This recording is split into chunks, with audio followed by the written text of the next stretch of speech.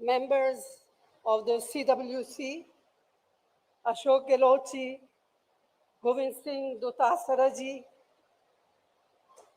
friends and colleagues who have come from different parts of the country, I would like to add my welcome to you too.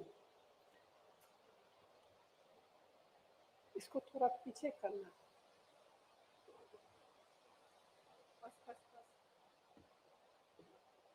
Our Chintan Shivir in this historic city with such a glorious heritage has as its theme Nav Sankalp.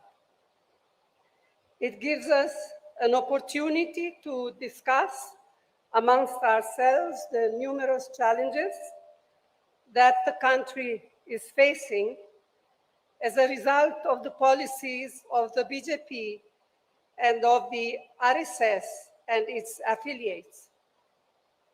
It is also an occasion to deliberate on the many tasks ahead of us. So it is both a Chintan about national issues and a meaningful Atma Chintan about our party organization. I am well aware that many of our colleagues wanted to be here with us, but we had to limit participation for a variety of reasons. But I'm sure they will understand. And not being here does not in any way devalue the role they are playing in our organization. Friends, by now it has become abundantly and most painfully clear what Prime Minister Modi and his colleagues really mean by their frequently repeated slogan, maximum governance, minimum government. It means keeping the country in a state of permanent polarization, compelling people to live in a constant state of fear and insecurity. It means viciously targeting, victimizing, and often brutalizing minorities who are an integral part of our society and are equal citizens of our republic. It means using our society's age-old pluralities to divide us and subverting the carefully nurtured idea of unity in diversity. It means threatening and intimidating political opponents, maligning their reputation, jailing them on flimsy pretext, misusing investigative agencies against them. It means eroding the independence and professionalism of all institutions of democracy. It means the wholesale reinvention of history, the constant denigration of our leaders, especially Jawaharlal Nehru, and the systematic moves to distort, deny, and destroy their contributions, their achievements, and their sacrifices. It means glorifying the killers of Mahatma Gandhi and their ideologues.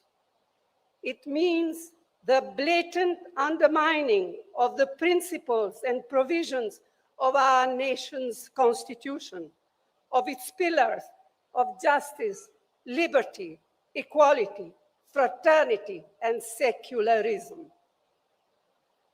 It means turning a blind eye to continued atrocities across the country on weaker sections, especially Dalits, Adivasis, and women. It means using fear to make the bureaucracy to make corporate India, to make civil society and sections of the media fall in line. It means more empty slogans, diversionary tactics, and utter silence on the part of an ever so eloquent prime minister when the healing touch is most needed. It is not just the undermining of our long-cherished values embodied in the Constitution that are now at grave risk. The fires of hatred and discord that are being ignited have taken a heavy toll on peoples, on their lives. This is having serious social consequences, much more serious than we can even imagine. The vast majority of Indians want to live in an atmosphere of peace, of amity and harmony. The BJP, its cohorts and surrogates want to keep people in a state of perpetual frenzy and conflict. They constantly provoke, instigate, and inflame. We have to combat this growing virus or divisiveness that is being maliciously and mischievously spread. This we must do at all costs.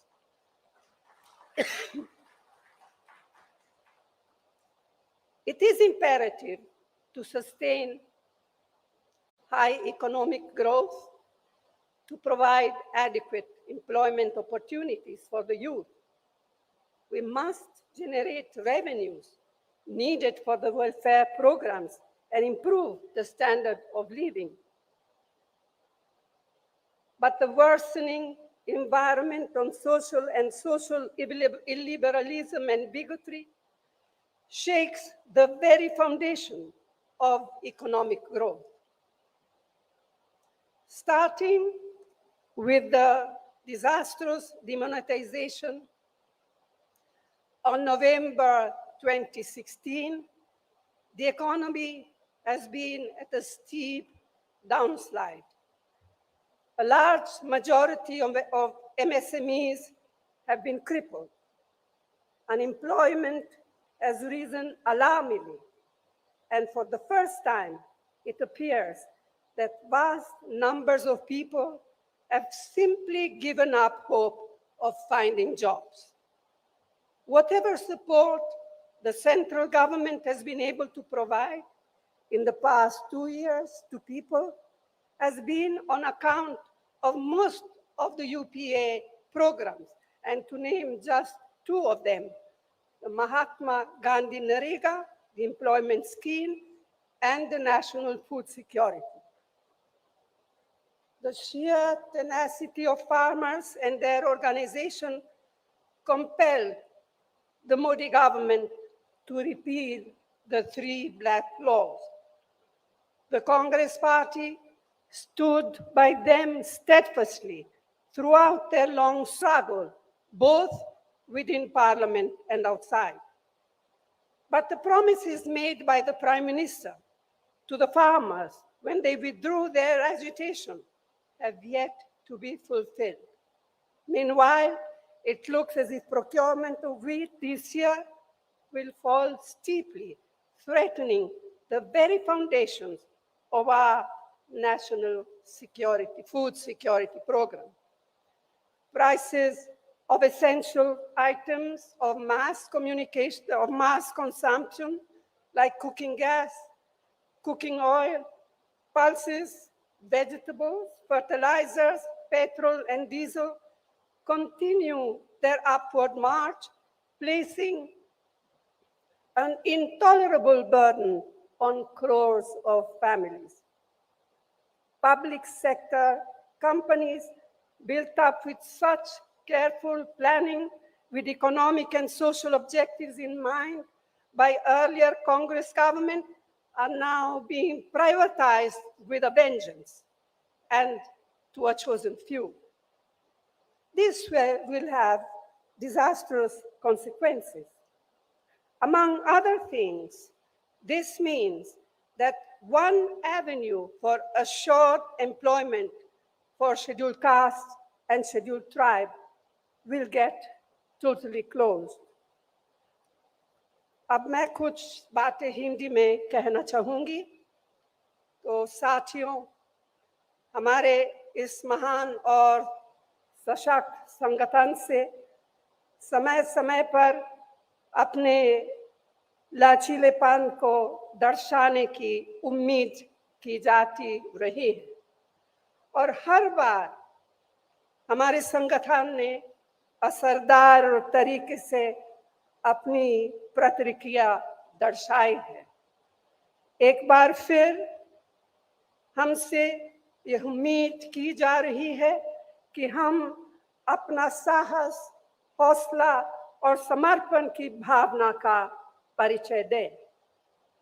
लेकिन आज जो हमारे संगठन के सामने परिस्थितियां उत्पन्न हुई है, वे अभूतपूर्व है। असाधारण परिस्थितियों का मुकाबला असाधारण तरीके से ही किया जा सकता है। इस बात के प्रति मैं पूरी सचेत हूँ। हर संगठन को न केवल जीवित रहने के लिए बल्कि बढ़ने के लिए भी समय समय पर अपने अंदर परिवर्तन लाने होते हैं। हमें सुधारों की सख्त जरूरत है। रणनीति में बदलाव, ढांचागत सुधार और रोजाना काम करने के तरीके में परिवर्तन। एक तरह से यह सबसे बुनियादी मुद्दा है।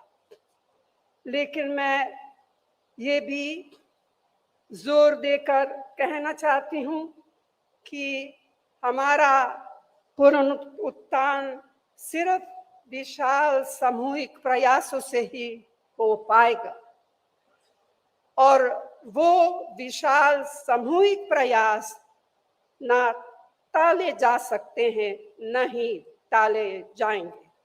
यह शिविर इस लंबे सफर में एक प्रभावशाली कदम है। हमारे लंबे और सुनहरे इतिहास में आज एक ऐसा समय आया है जब हमें अपनी निजी आकांक्षाओं को संगठन के हितों के अधीन रखना होगा। पार्टी ने हम सभी को बहुत कुछ दिया है। अब समय है कर्ज उतारने का।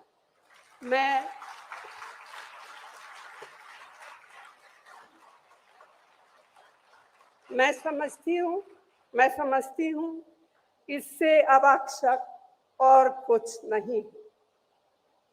तो साथियों, मैं आप सबसे आग्रह करती हूँ कि अपने विचार खोलकर रखें,